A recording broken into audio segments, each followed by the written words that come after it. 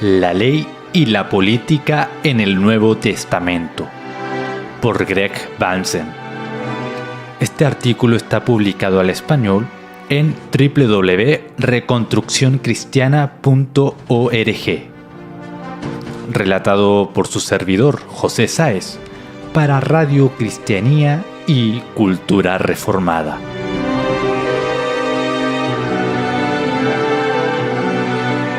La ley y la política en el Nuevo Testamento, por Greg Bahnsen.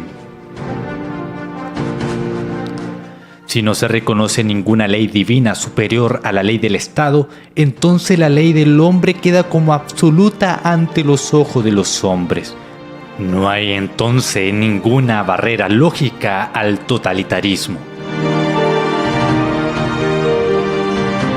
Los últimos años han producido un afán renovado entre los cristianos reformados y evangélicos por una actitud y un planteamiento distintivamente cristiano para todas las áreas de la vida y conducta, incluso la ética sociopolítica.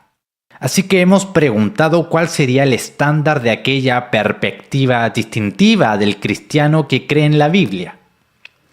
En el Antiguo Testamento es evidente que el pueblo escogió a Dios.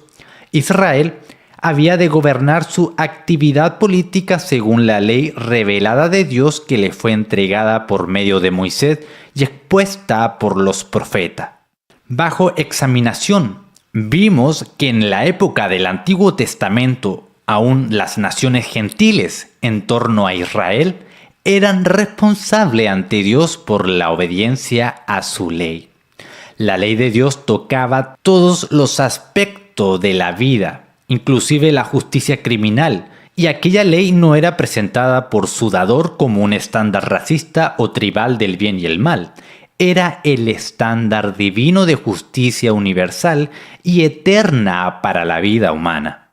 En un sentido, ya hemos ofrecido una respuesta implícita a nuestra pregunta acerca del estándar para una perspectiva cristiana distintiva sobre la ética política. En su ley, Dios ha hablado de los problemas de justicia social y la política gubernamental pública respecto al crimen. Hay una perspectiva divina de la política y se ha expresado en la ley del Antiguo Testamento. Hay una perspectiva divina de la política y se ha expresado en la ley del Antiguo Testamento. Hay que decir dos cosas acerca de aquella ley. Primero, como lo hemos visto muchísimas veces en los capítulos anteriores conforme a las Escrituras, ella sigue siendo hoy el estándar general de la conducta ética. Segundo, la ley del Antiguo Testamento no tiene una validez moral limitada a la raza judía. Debía ser el estándar de conducta tanto fuera de la comunidad redimida como dentro de ella. Consecuentemente, si la ley del Antiguo Testamento expresa, entre muchas otras cosas, la perspectiva de Dios acerca de la moralidad política, y si esa ley tiene validez universal y permanente, debiéramos esperar que la perspectiva del Nuevo Testamento sobre la ley y la política igualmente afirmaría el estándar de la ley de Dios para la política pública.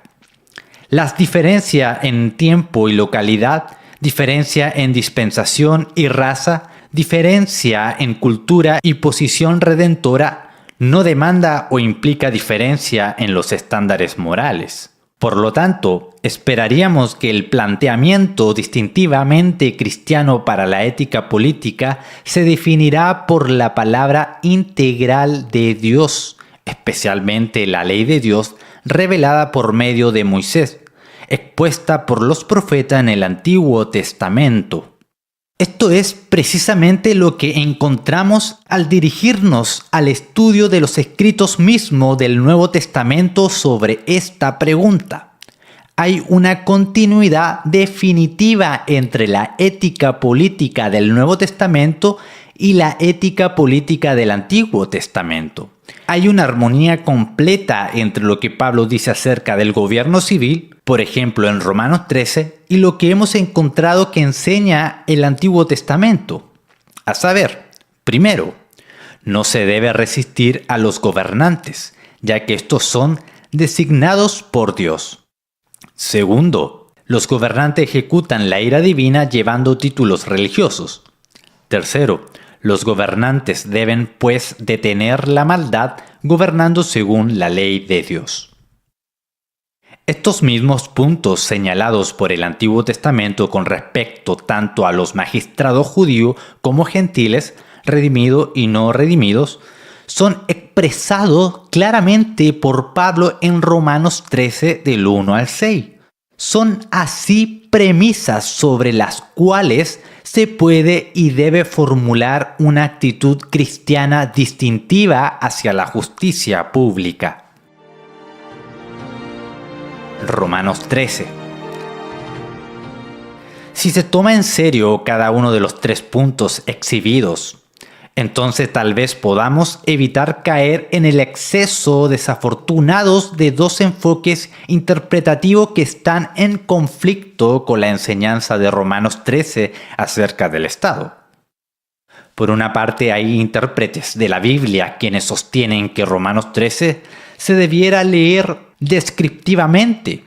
De este modo, acentúan casi exclusivamente la exhortación práctica de Pablo a los cristianos. Es decir, cuando Pablo dice que el magistrado civil es servidor de Dios, vengador para castigar al que hace lo malo, en Romanos 13:4, algunos intérpretes toman a Pablo como dando una descripción verdadera de todos los gobernantes terrenales en su carácter y función. Según esta perspectiva, se llamaría a todos los hombres de Estado servidores de Dios que venga la ira sobre elementos malos de la sociedad, sin hacer caso de la calidad y conducta verdadera del gobernante particular que uno tiene en mente. Aún Hitler pudiera entonces ser descrito como servidor genuino de Dios. En ese caso, el objeto práctico de Pablo en Romanos 13 sería sencillamente instruir a los creyentes que ellos deben someterse obedientemente a cualquier magistrado que Dios ha puesto sobre ellos en la sociedad. Desde luego, con la estipulación de que no pueden obedecer a los hombres cuando los gobernadores humanos le ordenen que desobedezcan a Dios. Hechos 5:29. Por otra parte, hay intérpretes de la Biblia que sostienen que Romanos 13 se debiera leer prescriptivamente. Destacan que Pablo estaba dando el estándar moral para los magistrados civiles y de este modo indicaba cuáles gobernantes el cristiano debe rendir obediencia sumisa. Es decir, cuando Pablo dice que el magistrado es un servidor de Dios vengador para castigar al que hace lo malo, en versículo 4, algunos intérpretes entienden esto como una prescripción moral para los gobernantes civiles, diciendo lo que deberían ser. Los magistrados han de ser servidores de Dios que vengan para castigar a los malos. Por ende, el enfoque prescriptivo de Romanos 13 no destaca la sumisión práctica de parte del creyente, más bien evalúa a todos los magistrados, mostrando a los cristianos quienes merecen sumisión y obediencia. Ambas interpretaciones han conducido a consecuencias prácticas que son claramente inaceptables, dado el resto de lo que dice las Escrituras a los cristianos acerca de la moralidad y la política. La perspectiva descriptiva de Romanos 13 ha llevado a muchos creyentes a través de la historia pasada a ser indiferentes a los defectos políticos concretos y aún a construir pasivamente con las injusticias de tiranos políticos, como Hitler. Por otra parte, la perspectiva prescriptiva de Romanos 13 ha solido animar un espíritu rebelde hacia el magistrado civil, induciendo a los creyentes que tomen livianamente los mandatos bíblicos contra la revolución o la desobediencia civil. Se puede decir en defensa de cada método que estas consecuencias prácticas son en realidad abusos de las perspectivas prescriptivas, abusos que no toman en cuenta las otras enseñanzas bíblicas, modificaciones hechas y el sentido del contexto entero. Esto es posible, pero si uno tiene en cuenta el trasfondo del Antiguo Testamento en la introducción de Pablo acerca del magistrado civil en Romanos 13, Es posible interpretar el pasaje de una manera que hace justicia tanto la necesidad cristiana de resistir la injusticia política como la obligación cristiana de someterse a las autoridades superiores. Al decir Pablo que las autoridades gubernamentales son servidores de Dios para castigar los malos, él explica lo que debemos ser los magistrados civiles, y a la vez por qué los creyentes deben mantener una actitud sumisa hacia ellos. Los 3 puntos ya bosquejado demuestran este doble papel aclarado de la enseñanza de Pablo al resumir lo que el apóstol dice en Romanos 13. No debe tener el cristiano una actitud rebelde hacia el magistrado civil, porque el magistrado es designado por Dios. ¿Designado con qué propósito? Designado a ser vengadores de la ira divina, en cuyo caso los magistrados pueden llevar títulos religiosos como servidores de Dios. Si esto es cierto, entonces los gobernantes deben honrar a los buenos ciudadanos y detener la maldad castigando la parte criminal de la sociedad, usando el estándar de la ley de Dios como su guía en cuanto al bien y el mal. Esto explica por qué los cristianos deben someterse casi siempre al gobernante civil. Ese gobernante está obligado en su capacidad pública a servir al Señor del cristiano. Y por eso la lealtad al Señor requiere lealtad al Rey. Sin embargo, cuando tal servicio es repudiado por el Rey u otra autoridad reinante, y la ley de Dios es transgredida violenta y persistentemente, tal que a los ciudadanos buenos los aterroriza el gobernante y se toleran o exaltan a los hombres malos. El cristiano no debe asentir con la política del tirano, sino que debe trabajar por una reforma en el nombre del Señor y los principios divinos de la justicia pública. El hecho de que la ley de Dios rige sobre los magistrados civiles de hoy explica por qué el cristiano debe evitar las actitudes rebeldes hacia los gobernantes y no debe cooperar con los regímenes injustos. Es imposible que el sometimiento absoluto, no importa bajo qué circunstancia, o la independencia absoluta del magistrado referente a todas las decisiones que él tome, sean posiciones sencillas y fáciles de comprender o de seguir. Sin embargo, la actitud más compleja de sumisión general por amor al Señor y la resistencia cuando la ley de Dios es violada descaradamente, es más fiel la enseñanza de las Escrituras y corresponde mejor a las realidades políticas. Este es el planteamiento equilibrado que Pablo presenta en Romanos 13 y el que está resumido en los 3 puntos anteriores del bosquejo. Romanos 13 del 1 al 7 declara lo que Dios requiere de los creyentes en cuanto a sus líderes civiles y declara lo que Dios requiere de los gobernantes referente a su función civil. La sumisión a los superiores es esencial en ambas declaraciones de obligación. El Señor espera a su pueblo se someta obedientemente a sus gobernantes, porque el Señor espera que los gobernantes se sometan obedientemente a su ley. Por motivo de conciencia, entonces los cristianos pueden someterse a sus autoridades civiles, sabiendo que indirectamente ellos están sometiéndose al orden moral del mismo Dios.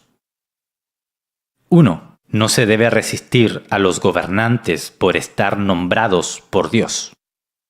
Pablo comienza con la generalización de que el gobierno civil es una institución divina.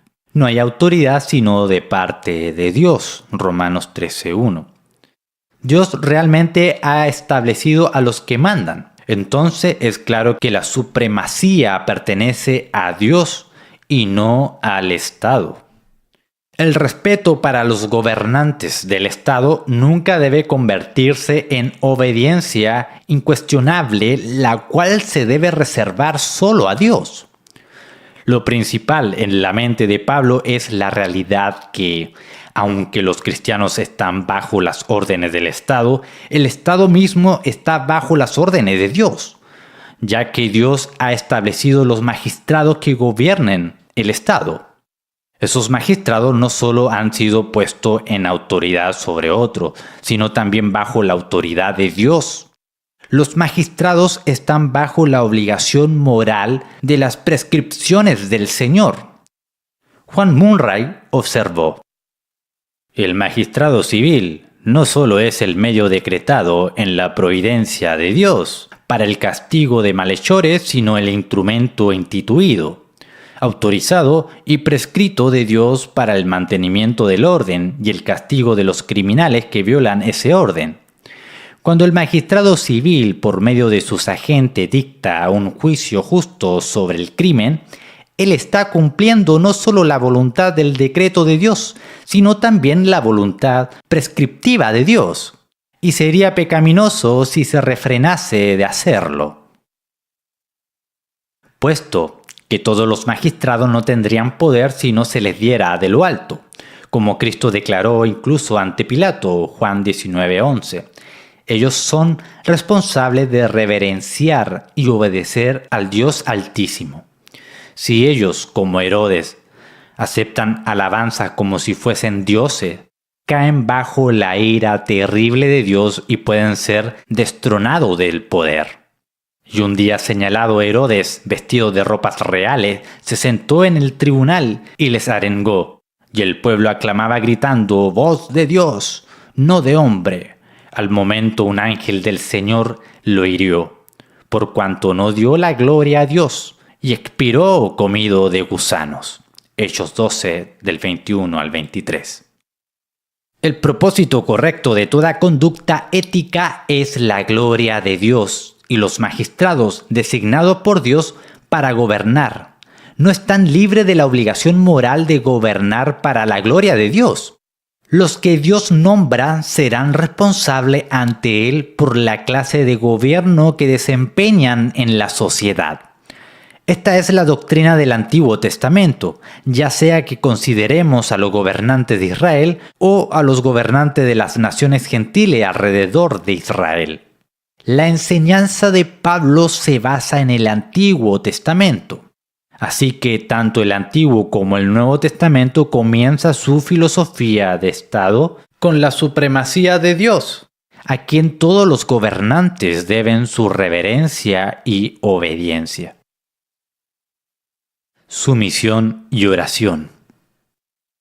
Es en ese contexto que Pablo insiste después de que los gobernantes civiles, siendo designados por Dios, no deben ser resistidos. Quien se opone a la autoridad, a lo establecido por Dios, resiste, y los que resisten acarrean condenación para sí mismo. Romanos 13:2. El trasfondo del Antiguo Testamento a esta declaración de Pablo es el mejor comentario sobre el versículo. Se encuentra declaraciones paralelas en el Nuevo Testamento en Tito 3:1. Recuérdales que se sujeten a los gobernantes y autoridades. Y 1 Pedro 2:13. Someteos a toda institución humana. A través de las Escrituras vemos que Dios no aprueba el espíritu rebelde, irrespetuoso o desobediente referente a los que son designados por Dios para ser nuestros líderes civiles. Hay que pagar honra a todo aquel que se le deba honra, dice Pablo en Romanos 13:7. Y ya que el Antiguo Testamento estipuló: no injurarás a los jueces, ni maldecirá al príncipe de tu pueblo. Éxodo 22, versículo 28. Pablo mismo mostró un espíritu arrepentido cuando él había hablado mal, sin saberlo, de un gobernante, en Hechos 23, versículo 5. Se exigía que los creyentes del Antiguo Testamento orasen por sus gobernantes incrédulos, gentiles. Jeremías 29:7, Esdras 6:10. Cuando cautivos en Babilonia, debían de buscar la paz de Babilonia. Esto iba en contra de toda actitud de resistencia. Asimismo, en el Nuevo Testamento se exhorta al pueblo de Dios que ore por los reyes y todo lo que están en eminencia. 1 Timoteo 2:2.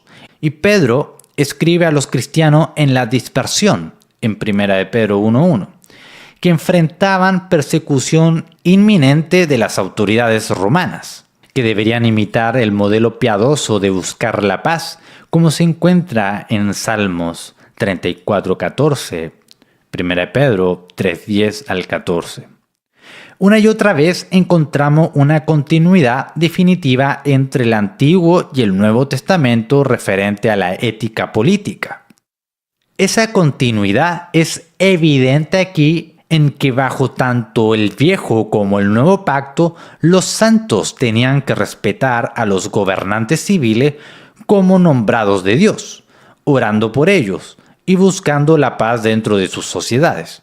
El pueblo de Dios siempre ha tenido la obligación de someterse a su magistrado, sabiendo que esos mismos gobernantes eran establecidos como parte del reino moral de Dios sobre la creación.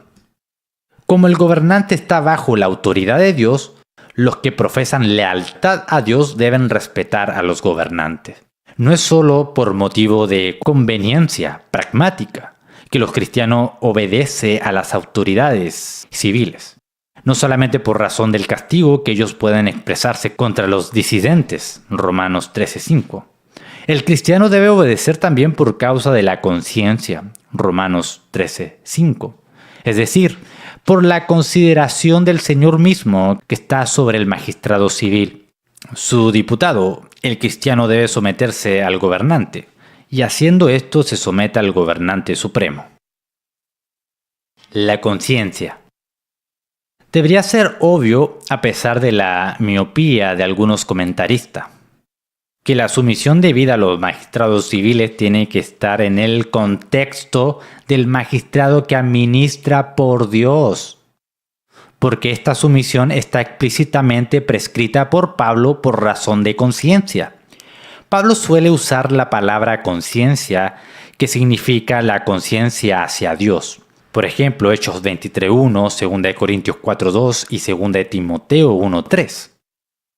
Solo Dios es Señor de la conciencia, y siendo así, toda cosa que se hace de conciencia o por la razón de la conciencia se hace con un sentido de obligación a Dios, citando a Juan Murray. Además, Pablo siempre limitaba la obediencia que se debe dar a los hombres como obediencia dada por fines piadosos. La obediencia dada en el contexto es la de someterse primero y principalmente a las demandas morales del mismo Dios. Carlos Hodge expresó esta idea.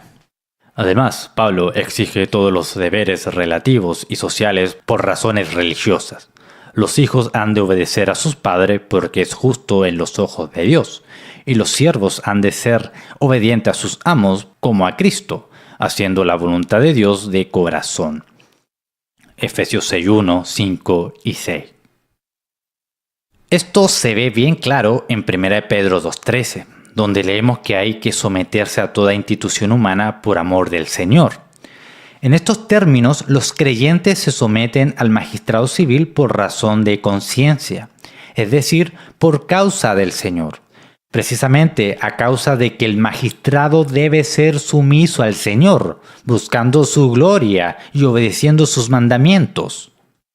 La conciencia no puede permitir un espíritu rebelde contra el gobernante designado por el Señor, así como no puede permitir asentimiento con los mandatos del gobernante que se burla de la ley del Señor.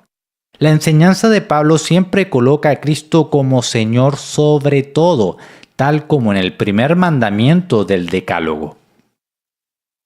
La supremacía de Dios. Por lo tanto, la supremacía de Dios es esencial para comprender correctamente la perspectiva del gobierno presentado por Pablo en Romanos 13 del 1 al 7. Tal como lo enseña el Antiguo Testamento, Pablo señala que los creyentes están bajo la obligación estricta de obedecer al magistrado civil porque el Dios Altísimo, quien es supremo sobre todo, ha ordenado las autoridades del magistrado. Como el gobernante está bajo las órdenes de Dios, quien lo designó, el cristiano le debe respetar, como una manera de mostrar sumisión a Dios mismo. Y como Dios es supremo sobre todas las cosas y ha dado autoridad a los que ejercen el gobierno en la sociedad, los magistrados civiles no son agentes autónomos, libres para hacer lo que se le antoje, sin responsabilidad alguna. Como diputados de Dios deben servir a sus propósitos, a los propósitos de Dios. Siempre y cuando desprecien la voluntad de Dios, actuando de manera pecaminosa y satánica con sus fuerzas brutas, la conciencia del cristiano delante del Señor no puede seguirlos. El Señor es el juez supremo y el cristiano no debe resistir a los que son designados por Dios para administrar en su lugar. Por la misma razón, la sumisión de los cristianos dan a los gobernantes es limitada por su lealtad primaria al Señor y por comprender que la sumisión al gobierno civil es por amor al Señor, cuya voluntad el magistrado debe tratar de seguir. Segundo punto. Los gobernantes son vengadores de la ira divina, gozando de títulos divinos. La supremacía de Dios, como la presuposición precondicionadora de Romanos 13 del 1 al 7, llega a tener expresión en los títulos que Pablo asigna a los gobernantes civiles. En el Israel del Antiguo Testamento, los hombres de Estado eran a veces designados sacerdotes, y aún en las naciones gentiles alrededor de Israel, los líderes civiles eran llamados de vez en cuando por Dios mi siervo, mi pastor y mi ungido. Esta tendencia, al ver al dignatario del gobierno categorizado como un oficial religioso, alguien responsable ante Dios Todopoderoso, continúa en el Nuevo Testamento, demostrando una vez más la continuidad que existe entre el Antiguo y Nuevo Testamento referente a lo que están en autoridad. La idea del Estado secular, una que aparta su autoridad y principio de toda consideración religiosa acerca de Dios y su voluntad, es completamente contraria a la revelación bíblica. A la verdad, era contraria a mucho del mundo antiguo en general. Toda política es la expresión de una perspectiva moral, que a su vez es una realización del concepto teológico del hombre y el mundo y Dios. El mundo moderno no es diferente. Sus filosofías políticas son simultáneamente teológicas políticas, y sus gobernantes civiles suelen ser vistos con un matiz religioso, aunque se evite el vocabulario religioso. Los magistrados como servidores. Conforme al Antiguo Testamento, Pablo tenía una idea o comprensión religiosa del magistrado civil. En Romanos 13 categorizó 2 veces el magistrado de la sociedad como un servidor de Dios, versículos 4 y 6. Si se le pregunta al cristiano común de hoy dónde puede uno encontrar un ministro de Dios, señalaría al pastor de la iglesia local. Nunca pensaría en señalar al magistrado municipal, estatal o federal, porque ha capitulado a la mentalidad del secularismo humanista. Pablo no había hecho esto, aunque los emperadores romanos de su tiempo estaban lejos de ser religiosos en el sentido comendable del término. Sin importarle lo que los césares pensaban al respecto, Pablo lo consideraba como servidores de Dios. Eran los instrumentos prescritos de Dios para mantener el orden y castigar a los malhechores según la voluntad de Dios. En Romanos 13:6, Pablo usó el título de leitourgos para describir el magistrado como al servidor de Dios. En el mundo antiguo, este término se usaba para el trabajo realizado para promover el orden social, el trabajo hecho en servicio al Estado divino. Aquí Pablo usó la palabra con un cambio teológico.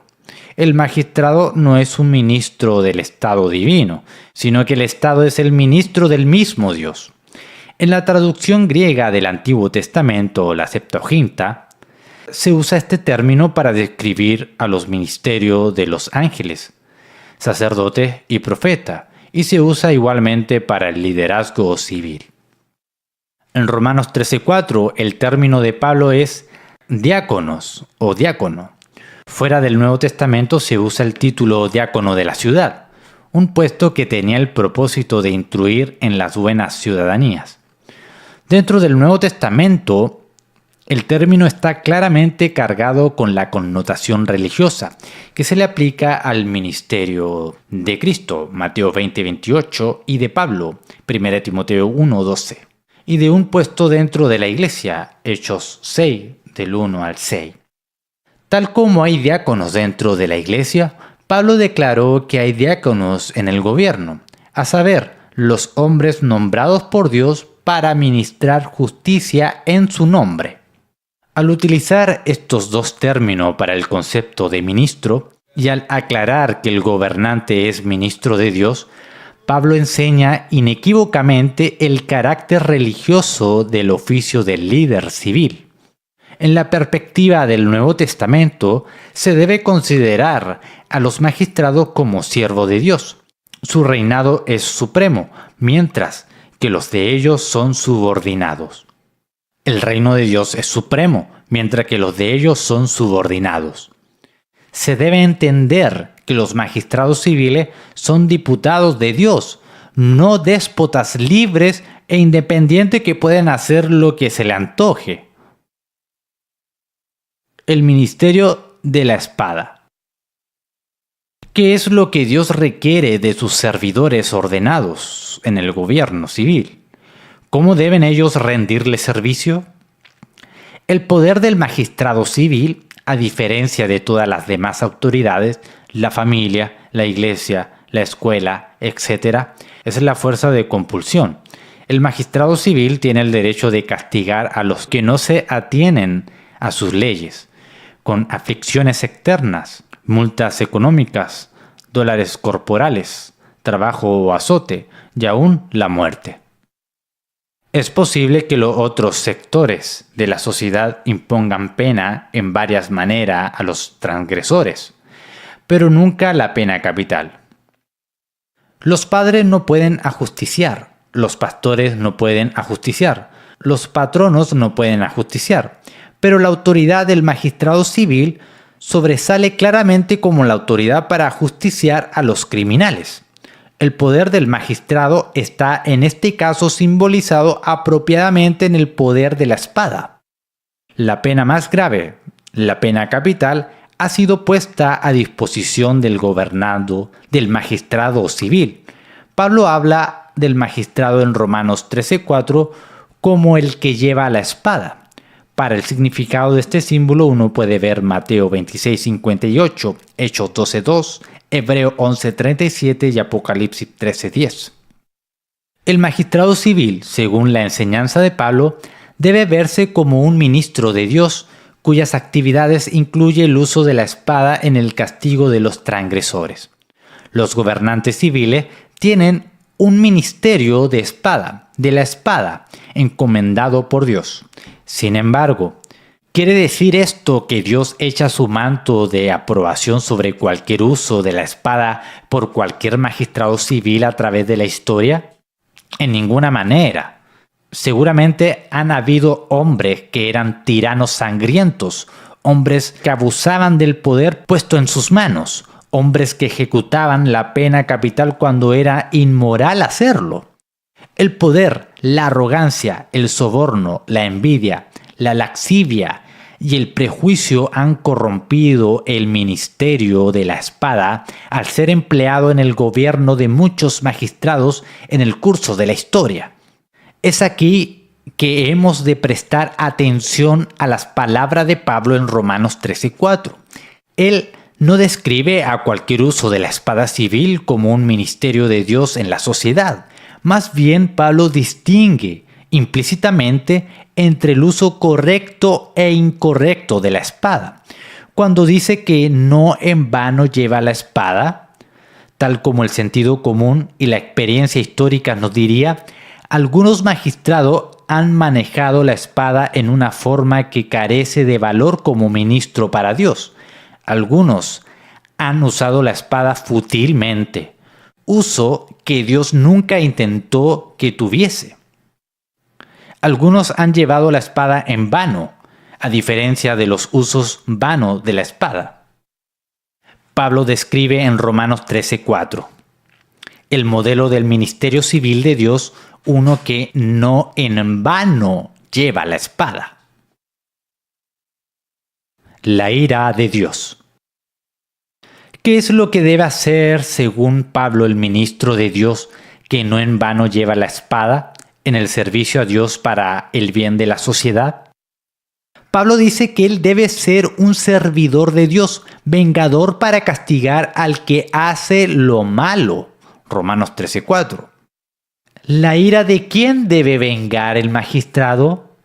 Seguramente no la propia, porque es exactamente en tales manifestaciones autoservidoras de ira que se ha usado en vano la espada a través de la historia.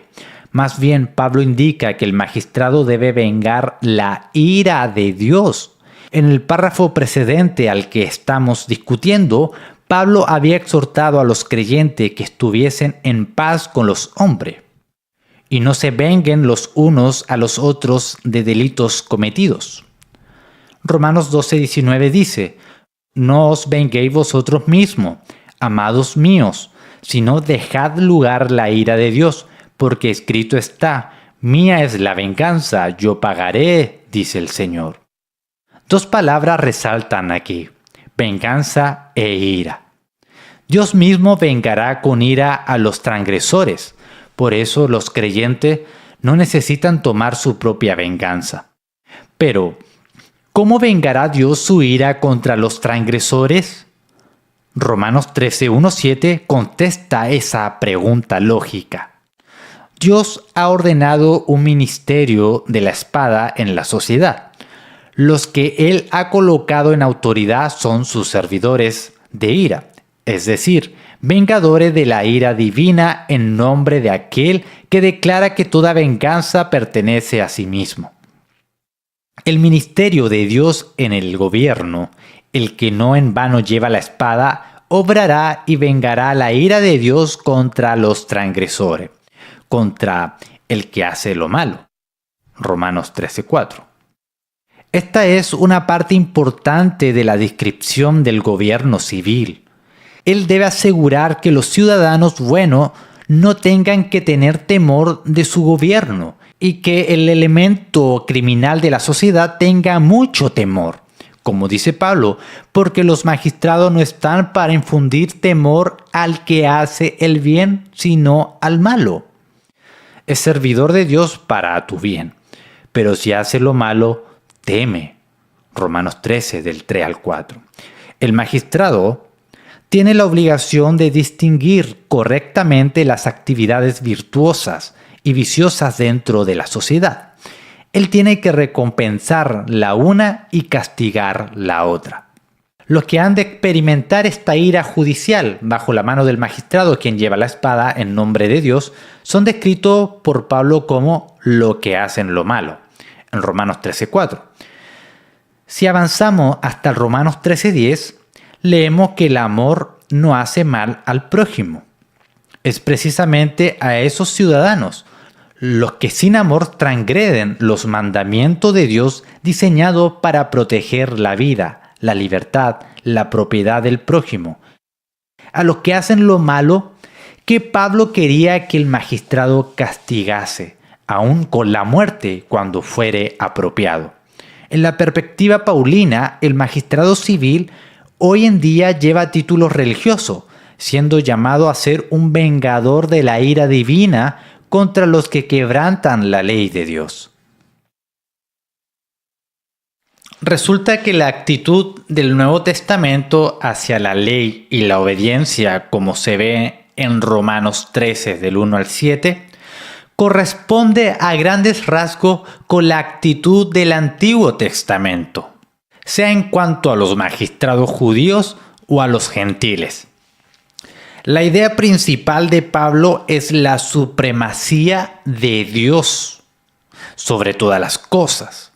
Aceptando esto como punto de partida, Pablo podía representar a los gobernantes como designados por Dios, por lo tanto no se los debía resistir. Realmente Pablo podía continuar repudiando toda noción secularizada del gobierno, de gobierno civil, llamando a los que gobiernan el Estado, los servidores de Dios, designado por Dios para vengar su ira contra los transgresores que violan sus leyes, las leyes de Dios. Como se ha visto previamente, esta era precisamente la doctrina del Antiguo Testamento. Según ella, uno puede formular una perspectiva cristiana distinta de la justicia pública. Pedro resume mucha de la enseñanza del Antiguo y Nuevo Testamento referente al magistrado civil cuando describe a los gobernantes como por él enviados para castigo de los malhechores. 1 Pedro 2:14. Tal descripción solo puede llevar a una conclusión. Los gobernadores deben detener la maldad gobernando según la ley de Dios. Hemos visto que esta conclusión es la consecuencia de la enseñanza del Antiguo Testamento acerca de los gobernantes civiles, tanto dentro como fuera de Israel. Si los gobernantes civiles son designados por Dios, si llevan título religioso, si deben ser vengadores de la ira de Dios, si deben castigar a los auténticos malhechores, el único estándar correcto para su gobierno en la sociedad, el único criterio correcto de justicia pública, tiene que ser la ley de Dios. Los que son ordenados por Dios deben obedecer sus decretos, no los propios. Los que se llaman servidores de Dios deben honrar tal título sirviendo a la voluntad de Dios. Los que han de vengar la ira de Dios tienen que ser dirigidos por Dios mismo para saber qué merece tal ira y cómo se le debe expresar. Los que deben castigar a los malhechores tienen que tener un estándar seguro por el cual juzgar quién es el malhechor ante los ojos de Dios y quién no lo es. Así que todo apunta a la conclusión obvia de que el magistrado civil, según Romanos 13 del 1 al 7, como también del Antiguo Testamento, tiene la obligación de obedecer las estipulaciones de la ley de Dios de manera que hable al liderazgo civil y a la justicia pública. Dentro de su contexto literario, Romanos 12:19 y Romanos 13:10, Romanos 13:4 enseña específicamente que la ley de Dios debe ser la guía para el magistrado que no en vano lleva la espada. La ley de Dios define quiénes verdaderamente son malhechores e indica sobre quiénes deben caer la ira de Dios. ¿Qué mejor criterio? Los que no favorecen la aceptación de la ley de Dios como el modelo principal para la moralidad civil y la justicia pública se verán obligados a sustituirla con otro criterio del bien y el mal. El magistrado civil no puede funcionar sin dirección ética, sin algún estándar de bien y mal. Si ese estándar no es la ley revelada de Dios, que debemos añadir era dirigida especialmente a los problemas de la moralidad política. Si ese estándar no es la ley revelada de Dios, entonces, ¿cuál será? En alguna forma o expresión tendrá que ser la ley del hombre o de los hombres, el estándar de autoley o autonomía. Y cuando las leyes autónomas llegan a gobernar una nación, ciertamente en vano se lleva la espada, porque representa sencillamente la fuerza máxima de la voluntad de algunos hombres contra la voluntad de otros hombres. La justicia, entonces, se convierte en realidad en una máscara verbal para cualquiera cosa que sirva a los intereses de los más fuertes en la sociedad. ya sea su fuerza de poder material o de manipulación de los medios de comunicación. Los hombres elegirán ser gobernados por Dios o serán gobernados por tiranos. A causa de la obra misericordiosa que el Espíritu Santo restringe en las sociedades, no vemos en cada etapa de la historia que estas polaridades completas se efectúen.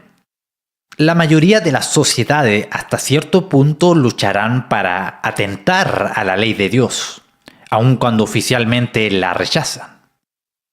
Sin embargo, en principio, las alternativas son claramente entre la ley de Dios y la ley del hombre, entre la vida y la muerte para la sociedad. Si no se reconoce ninguna ley divina superior a la ley del Estado, entonces la ley del hombre ha llegado a ser absoluta ante los ojos de los hombres y no queda ninguna barrera lógica al totalitarismo. Cuando se deja a un lado la ley de Dios y la ley de los políticos llega a dominar en su lugar, tenemos la bestia, que el apóstol Juan nos describe en Apocalipsis 13. No importa cuál sea la perspectiva escatológica de uno, y a pesar de la estructura interpretativa general que uno tenga del libro Apocalipsis, todos los lectores bíblicos deben coincidir en que la bestia es el magistrado civil malo por excelencia. Es el opuesto mismo de lo que Pablo describe en Romanos 13. Y por eso no nos asombra que el libro de Apocalipsis ensalza a los cristianos por resistir a los decretos de la bestia, aunque Romanos 13 normalmente condena la resistencia. Resultará instructivo notar cómo Juan describe el magistrado malo conocido como la bestia. En Apocalipsis 13, versículo 16 al 17, leemos de la marca de la bestia, que se debe poner en el frente y mano para poder hacer compras en el mercado. La marca identifica el nombre o carácter de la bestia misma. Para ver si uno es apto de vivir en la sociedad, la bestia requiere que su nombre y autoridad, o sea su ley, dirija el pensamiento y conducta, cabeza y mano, de todos los ciudadanos. Los que están familiarizados con el Antiguo Testamento captarán prontamente la ilusión de Juan a Deuteronomio 6:8, donde Dios dijo que su ley había de ser atada sobre la frente y la mano de su pueblo. Se representa a la bestia como el que quita la ley de Dios y la sustituye con su propia ley humana. Manteniéndose en armonía con esta representación, Pablo mismo describe la bestia en 2 Tesalonicenses 2 como el hombre de pecado. El paradigma del líder político malo de la Biblia, como hemos visto, es uno que rechaza la ley de Dios como el estándar de justicia pública y recurre a un estándar autónomo en su lugar. Juan establece muy claro en quién se puede confiar para resistir a la bestia, a ese hombre de pecado. Los que le resisten son descritos en Apocalipsis 12:17 como los que guardan los mandamientos de Dios y tienen el testimonio de Jesucristo. Y en 14:12 de Apocalipsis como los que guardan los mandamientos de Dios y la fe de Jesús. La oposición entre los santos y la bestia de esta manera claramente gira en torno a la ley de Dios. La moralidad política de Pablo. El magistrado que gana la aprobación de Pablo en Romanos 13 es el que es servidor de Dios para el bien, pero un atemorizador para los que hacen lo malo. Al decir tales cosas, Pablo claramente no se desviaba de su práctica de definir el bien y el mal según la ley de Dios. Realmente cuando Pablo protestó su inocencia ante el Sanedrín de los judíos, él declaró que no había hecho ningún mal. Hechos 23:9 y 25:1. Nada contrario a la ley de Dios, o de otro modo, él estaría bien dispuesto a aceptar la justicia de su ejecución. Para Pablo, se debía evaluar la moralidad política por la norma de la ley revelada de Dios. Él no tenía una actitud dispensacionalista hacia la justicia social, que veía los principios del Antiguo Testamento suspendidos en lo que toca a los asuntos de la política pública, el crimen y el castigo en la era del Nuevo Testamento. Dios tiene un modelo inmutable que no cambia del bien y el mal, aun con respecto a la ética política. En cuanto al modelo único para la moralidad política de Dios, no es asombroso encontrar que la prédica y los escritos del Nuevo Testamento no eran apolíticos. Juan el Bautista predicó contra la iniquidad del matrimonio de Herodes, Marcos 6:12, y Jesús llamó a Herodes una zorra, Lucas 13:32, una denuncia cortante. Juan habló de los soldados acerca de sus obligaciones para con la ley de Dios, Lucas 3, versículo 14. Y Jesús requería que Zaqueo hiciese restitución por recaudar fraudulentamente las contribuciones. Lucas capítulo 19 del 1 al 10. Pablo predicó en contra de los decretos de César, diciendo que hay otro rey, Jesús. Hechos 17, versículo 7. Por lo cual fue exiliado de Tesalónica. Al escribir luego a la iglesia allí, él hizo alusión al antagonismo del concilio municipal hacia él como un obstáculo de Satanás. 1 Tesalonicenses 2:18. En todos estos acontecimientos, vemos que el Nuevo Testamento no guarda silencio acerca de los agravios políticos y que examina estos agravios a la luz de la ley revelada de Dios. A nivel más práctico y aplicable, el modelo distintivo para la moralidad política cristiana se encontraba en los bien conocidos mandamientos de Dios. Conclusión. En los últimos años hemos sido testigos de un avivamiento de interés en la política cristiana. Sin embargo, no suele asociarse ese avivamiento con un concepto claro, bíblico de la moralidad sociopolítica. Se ha pasado por alto el estándar distintivo de la política cristiana. Al estudiar el Antiguo Testamento referente a los magistrados gentiles y al estudiar la revelación del Nuevo Testamento referente a la ley y la política, hemos descubierto una armonía completa entre estos tres puntos esenciales. Primero, no se debe resistir a los gobernantes porque son designados por Dios. 2. Los gobernantes son vengadores de la ira divina, por lo que llevan títulos religiosos. 3. Los gobernantes deben detener la maldad gobernando según la ley de Dios. Esto nos proporciona un fundamento para la participación cristiana en la filosofía y práctica política cristiana. A partir de tal fundamento se puede hacer una contribución distintiva.